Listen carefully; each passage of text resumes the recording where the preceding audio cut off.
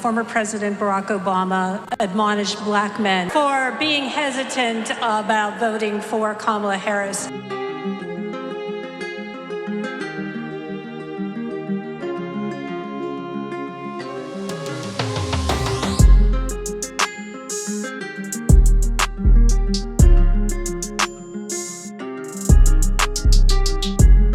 You have someone who has consistently shown disregard, not just for the communities, but for you as a person. And you're thinking about sitting out, and you're coming up with all kinds of reasons and excuses. I don't believe in hectoring voters. I believe in persuading voters. I'm speaking to men directly now. Part of it makes me think that, well, you just aren't feeling the idea of having a woman as president. You're thinking about sitting out or even supporting somebody who has a history of denigrating you because you think that's a sign of strength, because that's what being a man is, putting women down. That's not acceptable. How dare you not vote for Kamala Harris? It's maybe they're thinking about voting for Donald Trump because they're sick of being censored, they're sick of being told what to do, and they're sick of not being able to afford the American dream.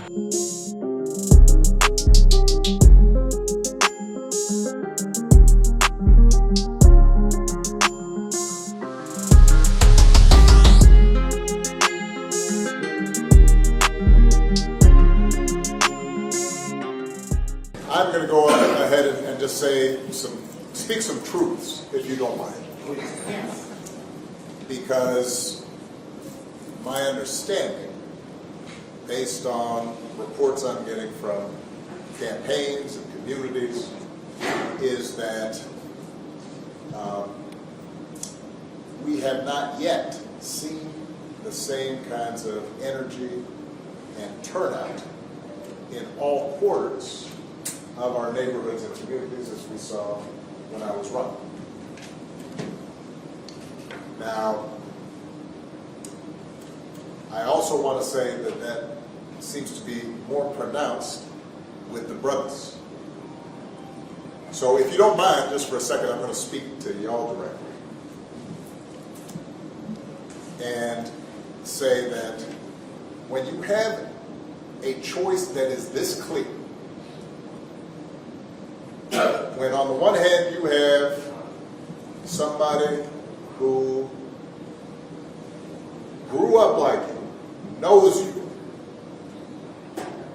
went to college with you,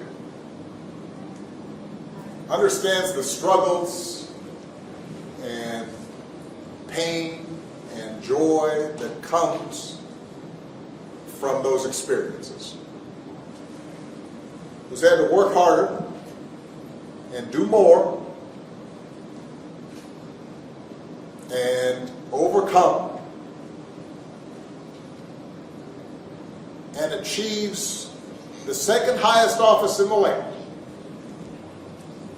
and is putting forward concrete proposals to directly address the things that are vital in our neighborhoods and our communities, from housing to making sure that our mothers and our fathers and our grandparents can afford medicine, and making sure that we are dealing with prices that are too high and rents that are too high, and are committed to making sure that we maintain the Affordable Care Act so everybody's got help here and cares about things like education and entrepreneurship in our neighborhoods. And that's on one side. And on the other side, you have someone who has consistently shown disregard, not just for the communities, but for you as a person. And you're thinking about sitting out? I'm not.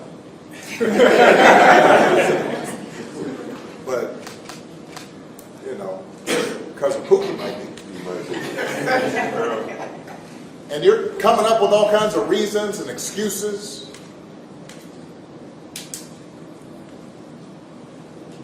I've got a problem with that. Because because part of it makes me think, and I'm speaking to men directly now, part of it makes me think that, well, you just aren't feeling the idea of having a woman as president. And you're coming up with other alternatives and other reasons for that.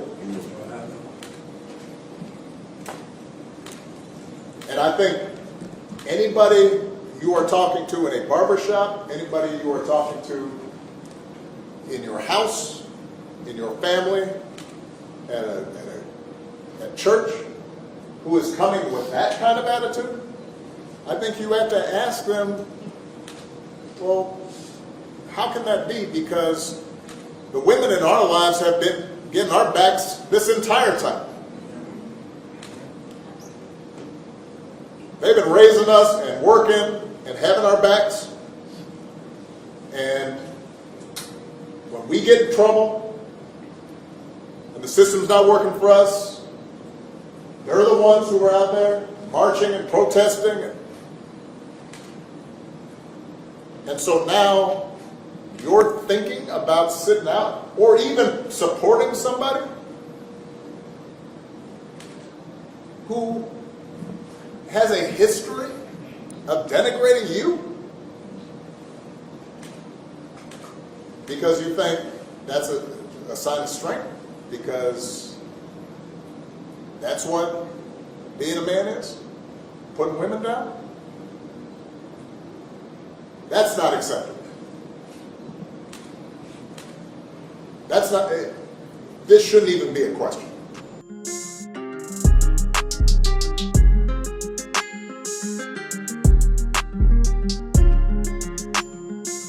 Senator Vance, in Pittsburgh on Thursday, former President Barack Obama admonished black men for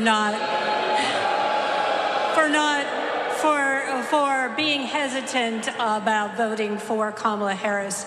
I was wondering if you could contrast your approach to hesitant voters and how you tried to earn them over. You know, first of all, I don't believe, whether you agree with me or disagree with me, whether you agree with Donald Trump or disagree with him, I don't believe in hectoring voters. I believe in persuading voters. Support is not something I'm given or something I'm owed. It's something you got to go out there and work for. So one, I just don't like the tone of going in. I mean, look, the better question for Barack Obama or anybody to ask is not why black men, it's not how dare you not vote for Kamala Harris. It's maybe they're thinking about voting for Donald Trump because they're sick of being censored, they're sick of being told what to do, and they're sick of not being able to afford the American dream. Maybe that's why we're getting a lot more black voters than Republicans in the past. But you know, the last point I want to make is, you know, I got to say, and shocker, newsflash here, I've defended Kamala Harris once, I'm about to defend Barack Obama once.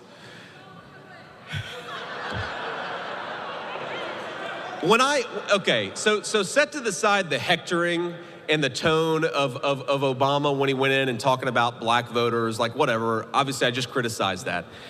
You know what I was watching him talk, you know what I thought to myself is, agree or disagree, and obviously I disagreed with about 99% of what he did when he was in office, he had substance and Kamala Harris does not.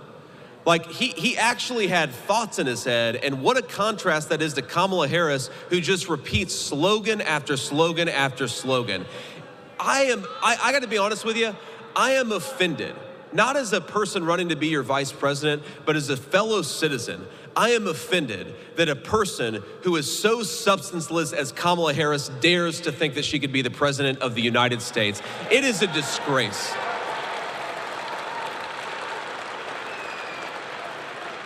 I mean, what does she want to do about Israel and the Middle East? She'll give you a slogan. How does she want to lower the price of groceries? She'll give you a platitude. How is she going to make the lives of her fellow citizens better? She turns around and runs from the camera. A person like that has no business being near the Oval Office of this country. We cannot let it happen. And I'd ask you, I mean, to all of you out here, this is one of the things that's at stake. I mean, look, I imagine, at least I hope, that you guys aren't thinking about voting for Democrats in the future. But look, we cannot reward this kind of politics where they switch Joe Biden from the ballot 2 months ago without a single vote being cast. She runs from the basement. She does a few softball interviews, and we think that person is tested enough to be president of the United States. It is insulting to American voters, and we have to reject it on November the 5th by voting for Donald J. Trump.